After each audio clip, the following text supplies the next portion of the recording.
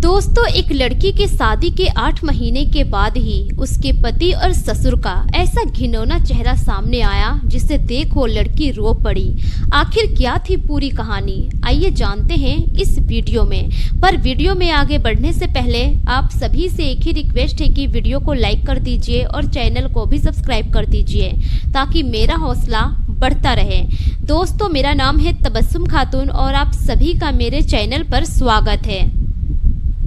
दोस्तों, आज की सच्ची कहानी उत्तर प्रदेश के आगरा के कमला नगर क्षेत्र की है। वहीं पर एक परिवार रहा करते थे जिस परिवार में पिता अपनी बेटी के लिए लड़के की तलाश कर रहे थे। उनकी बेटी जवान हो गई थी और बेटी की ही शादी के लिए काफी दिनों से वो लड़के देख रहे थे। काफी दिनों के तलाश के बाद उनका ये तलाश खत्म हो जाता है और एक अच्छा सा लड़का मिल जाता है। लड़के वाले से बातचीत होती है, लेन देन की सभी बातें हो जाती है। लड़की वालों को भी लड़का पसंद आ जाता है और लड़के वालों को भी लड़की पसंद आ जाती है।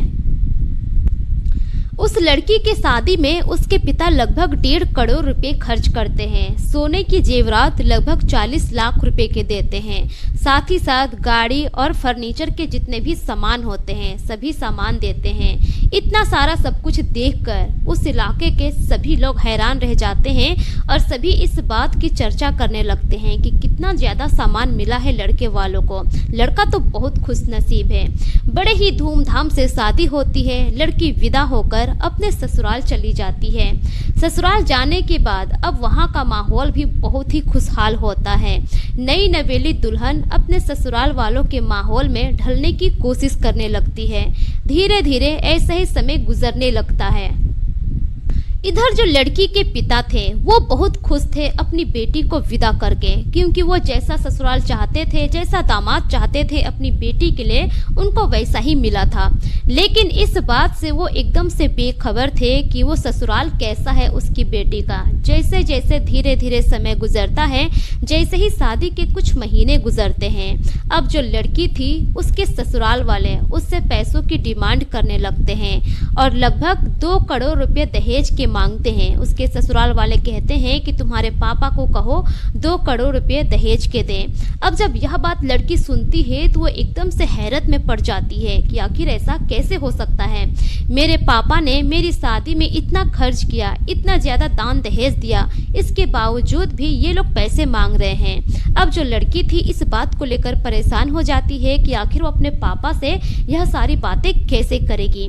लड़की 1-2 दिन टाल देती है, लेकिन उसके ससुराल वाले अब उस पर जोर देने लगते हैं। अब लड़की हार दार कर अपने पापा को फोन करती है और फोन करके सारी बातें बताती है और कहती है कि ये लोग और दहेज के पैसे मांग रहे हैं। जब लड़की के पिता इतना सुनते हैं तो उनके तो पैरों तले जमीन ही खिसक जाती है। वो उसी वक्त कहते हैं कि तुम्हारे ससुराल वालों को फोन दो। लड़की ले जाकर अपने ससुर को फोन देती है। तब जाकर लड़की के पिता बात करते हैं और कहते हैं कि आप लोगों को हो क्या गया है। शादी में हमने इतना दान दहेज दिया, अपनी बेटी को इतना सामान दिया, अपने दामाद को गाड़ी दी और फिर भी आप लोग दहेज मांग रहे हैं। मैं अब 1 रुपए भी आप लोगों को नहीं दे सकता। इतना कहकर बात यहीं पर खत्म हो जाती है। लेकिन उसके बाद उस लड़की का ससुराल में जीना मुश्किल हो जाता है। जब ससुराल वालों की मांग पूरी नहीं होती है तब वो लोग लड़की के साथ उत्पीड़न करना शुरू कर देते हैं। अब उसके बाद से ही आए दिन लड़की की सास, लड़की के ससुर और उसका पति उसे परेशान करना शुरू कर देता है। हर छोटी छोटी बात पर लड़की को ताना देना, उसके साथ गलत व्यवहार करना और ना जाने क्या क्या कहना। इस तरह से लड़की अपने ससुराल में अब परेशान रहने लगती है। लेकिन ये सब कुछ भी सहते हुए लड़की अपने मायके वालों को कुछ नहीं कहती है, कहीं उसके मायके वाले परेशान ना हो जाए। इस वजह से लड़की खामोश होकर सारे उत्पीड़न को सहने लगती है। अब धीरे धीरे ऐसे ही समय गुजरता चला जाता है। लेकिन उस लड़की की सबसे बड़ी गलती ये होती है कि स्टार्टिंग में ही वो अपने मायके वालों को नहीं बताती है कि उसके साथ क्या कुछ हो रहा है वहाँ पर। धीरे धीरे उसके ससुराल वालों का मन और बढ़ता चला जाता है। धीरे धीरे करके उसका पति उस पर हाथ उठाने लगता है और एक दिन तो इतना ज्यादा होता है कि वो लड़का अपनी ही पत्नी पर डंडे से वार शुरू कर देता है। इतना मारता है कि लड़की एकदम से परेशान हो जाती है। उसकी उसकी तबीयत ही धीरे धीरे खराब होने लगती है।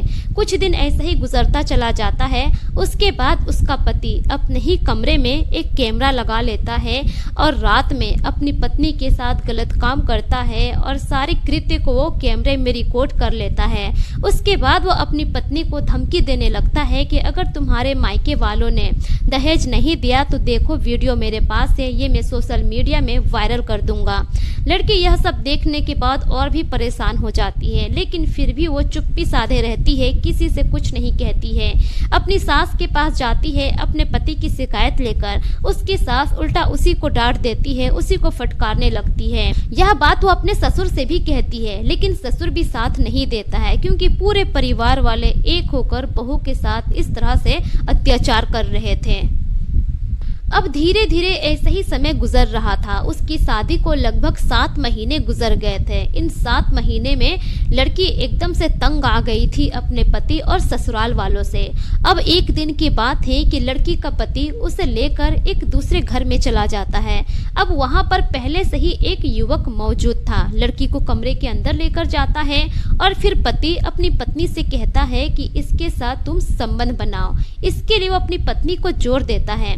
लड़की किसी तरह से भी राजी नहीं होती है। किसी तरह से जान बचाकर वहां से भागकर वो अपने ससुराल आती है। ससुराल आने के बाद वो अपने ससुर को बताती है यह सारी बातें। अब जो उसका ससुर था, अपने बेटे को डांटने के बजाय, बहू का साथ देने के बजाय, अब ससुर अपनी बहू के साथ गलत काम कर लेता है, जिसकी वजह से लड़की अब बहुत परेशान हो गई थी। लड़की का हिम्मत अब एकदम टूट चुका था। उसके बाद लड़की अपने कमरे में बैठकर फूट फूट कर रोने लगती है। धीरे धीरे करके शाम होता है। रात के वक्त जब उसका पति उसके कमरे में आता है तो लड़की सारी बातें बताती है कि तुम्हारे पापा ने मेरे साथ इस तरह से गलत काम किया। जब लड़का इतना सुनता है तो अपने पापा को डांटने के बजाय अपनी ही पत्नी से झगड़ा करता है और उस वक्त भी वो अपनी पत्नी के साथ मारपीट करता है। अब वो लड़की समझ गई थी कि इस तरह से चुप्पी साधने से कुछ नहीं होने वाला। धीरे धीरे सुबह का वक्त होता है। अब जैसे ही सुबह का वक्त होता है, लड़की मौका देखकर अपने ससुराल से निकलती है और भागकर मायके चली जाती है। मायके जाने के बाद वो अपने पापा के गले लगकर फूट फूट कर रोती है। उसके बाद अपने ससुराल की सारी कहानी बताती है। अब जो लड़की के पापा होते हैं वो भी बेटी की हालत देखने के बाद रोने लगते हैं, लेकिन वो लोग शांत नहीं रहते हैं। उसी दिन अपने नज़दीकी थाने में चले जाते हैं। थाने में जाने के बाद लड़की अपने पति और सास ससुर के खिलाफ एफआईआर दर्ज करवाती है और सारा बयान देती है। लड़की के बयान पर पुलिस एफआईआर दर्ज कर लेती है। उसके बाद पुलिस इस मामले की जांच में लग चुकी है। फिलहाल पुलिस इस मामले की जांच कर रही है। दोस्तों, ये सारी जानकारी मैंने अमर उजाला न्यूज ऐप से ली है। इस कहानी पर आपकी क्या राय है, अपनी राय कमेंट सेक्शन में जरूर दीजिए। इस कहानी को सुनाने का मकसद किसी के भी भावनाओं को ठेस पहुंचाना नहीं है, बल्कि मेरा मकसद आप सभी को सतर्क करना है, जागरूक करना है, ताकि आप अपना और अपने परिवार का ख्याल रख सके। मेरे पिछले वीडियोस में जितने भी लोग कमेंट किए हैं उनके नाम कुछ इस प्रकार से हैं।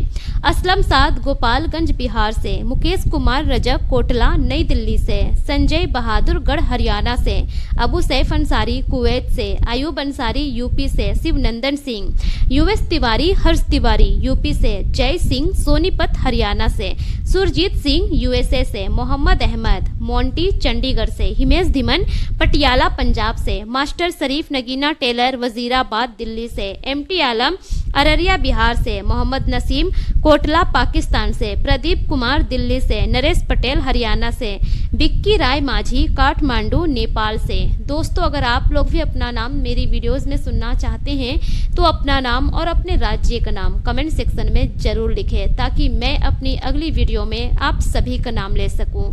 मिलेंगे फिर एक नई कहानी के साथ, तब तक के लिए शुक्रिया। जय हिंद।